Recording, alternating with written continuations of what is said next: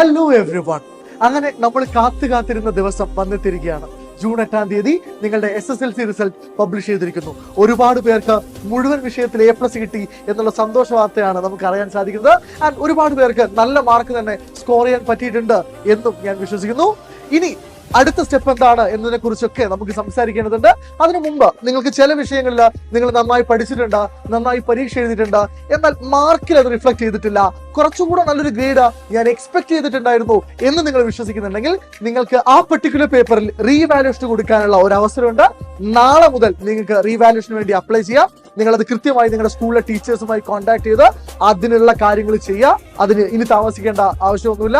ഇനി ഏതെങ്കിലും പരീക്ഷയ്ക്ക് നിങ്ങളിൽ ആരെങ്കിലും ഒരാൾ തോറ്റിട്ടുണ്ടെങ്കിൽ നിങ്ങൾക്ക് സേഫ് പരീക്ഷ എഴുതാനുള്ള ഒരു അവസരം കൂടെയുണ്ട്. മെയ് 28-ാം തീയതി മുതൽ ജൂൺ 6-ാം തീയതി വരെയാണ് സേഫ് പരീക്ഷ ഡേറ്റ്. അപ്പൊ അതും നിങ്ങളുടെ സ്കൂളിലെ ടീച്ചേഴ്സുമായിട്ട് കോൺടാക്ട് ചെയ്തിട്ട് അതിനുള്ള തയ്യാറെടുപ്പുകൾ നടത്തുക.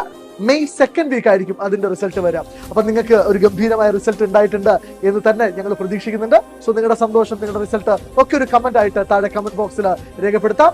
So I wish you all the best people.